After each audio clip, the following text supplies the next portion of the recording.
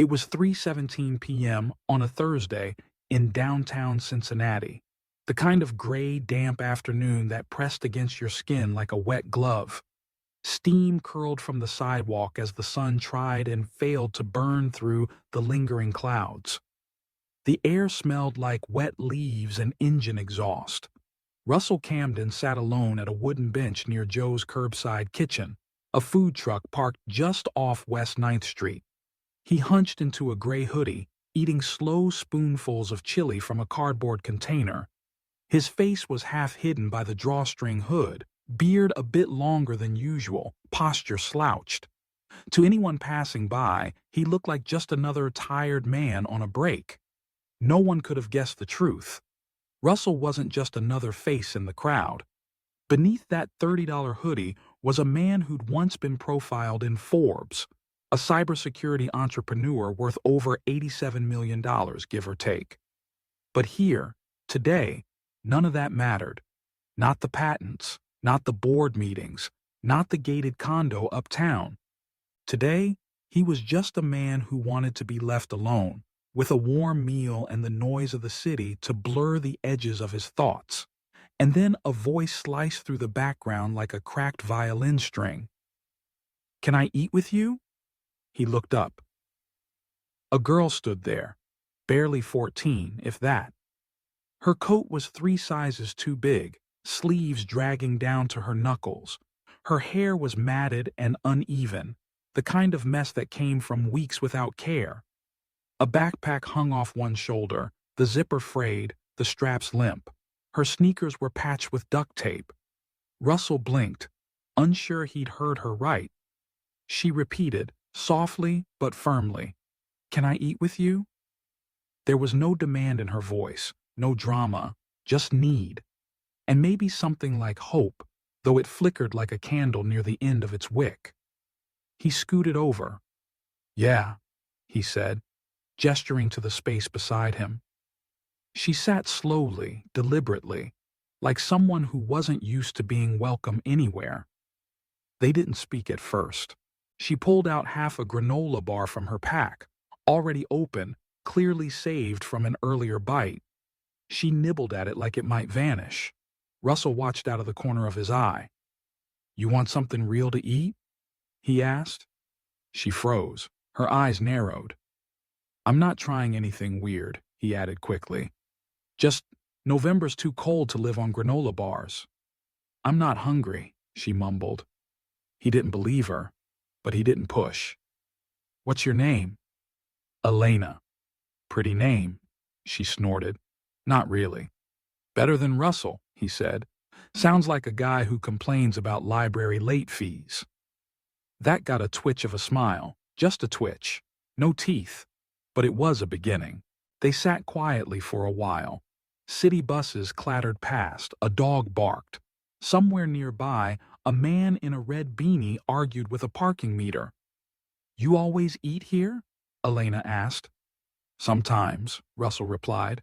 "Helps me remember what normal feels like." She didn't ask what that meant, but he saw the way her shoulders relaxed slightly.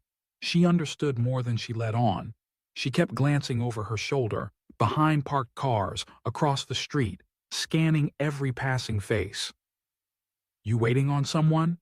he asked, casually. She shook her head. "Too fast." "Running from someone?" That made her jaw clench. "You ask a lot of questions," she said. Russell chuckled dryly. "Fair. Most kids your age aren't out here alone." She shifted as if her body wanted to leave, but her feet hadn't gotten the message yet.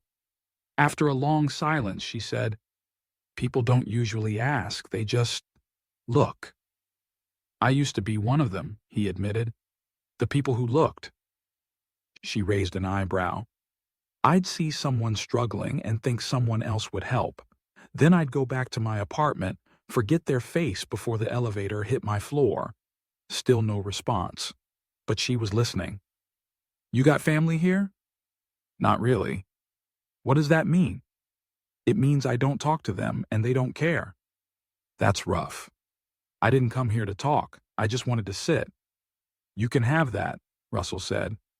"But if you do want to talk, I'm not going anywhere. Her eyes flicked to him. Why?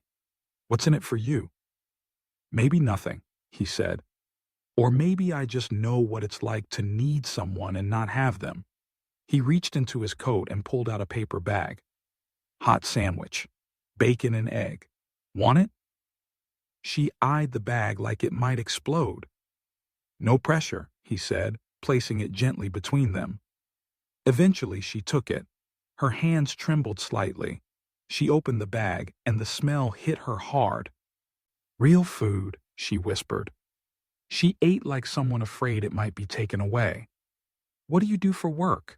She asked between bites. Software, he replied. Cybersecurity. I stop hackers.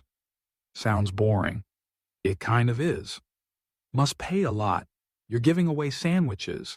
He didn't answer, just watched a pigeon waddle by like it owned the sidewalk. You married? Elena asked suddenly. Was, not anymore. Someone waiting for you at home? No. She zipped her coat. I don't usually talk to men.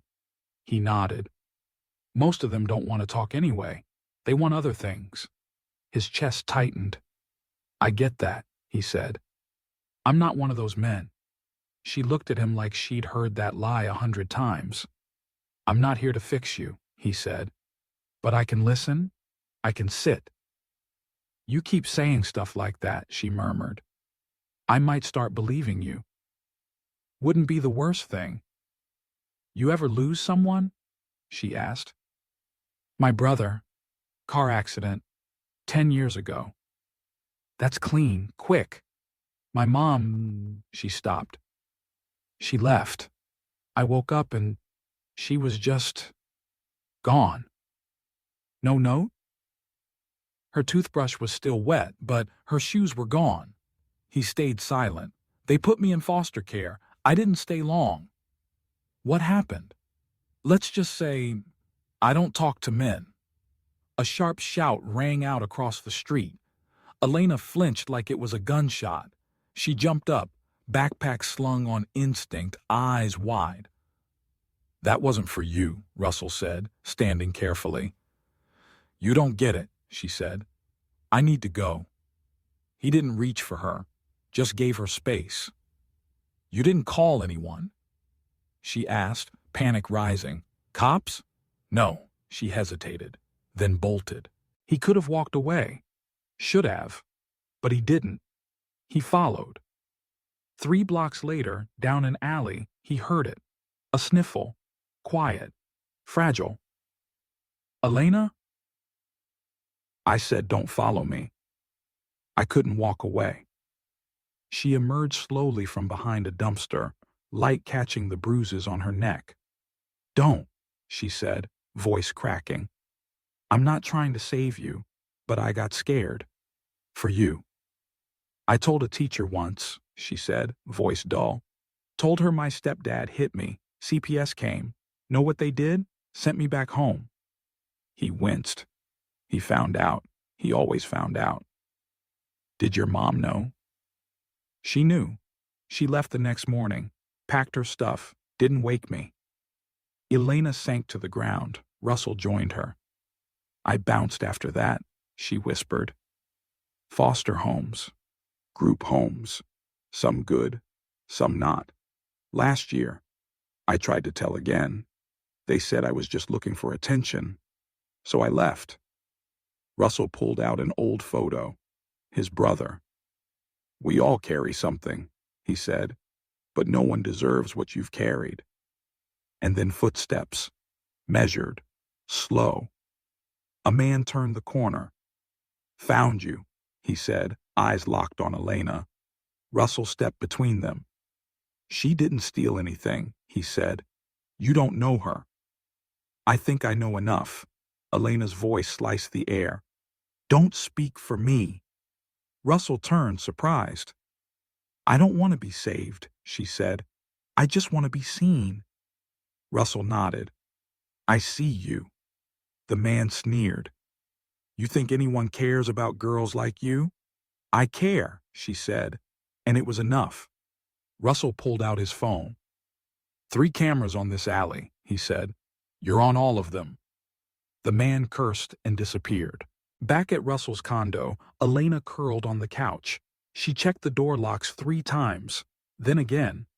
Russell stayed in the kitchen, awake, thinking about his brother. At dawn, she stood in the doorway, hoodie sleeves swallowing her hands. You hungry? She nodded. They ate eggs and toast in silence. I don't know what to do now, she said. You don't have to. Just want better. I do. Then we'll figure it out. He took her to a youth advocacy center, not a shelter, not a group home, a place built by survivors, not saviors. Elena stayed. Clean clothes, respect, no pity. Before she walked away, she asked, Can I still call you? Russell gave her a card. This one rings straight to me. That night, he opened an old blog. He wrote, not about her name, just the truth. A girl, a bench, a sandwich, a moment. The post went viral. Hundreds of thousands read it. Russell partnered with the center, funded programs, sat in on sessions, built something real. Elena called every week, talked about poetry. One day she called crying. I got the scholarship, she said. Russell smiled at the sunset. I knew you would.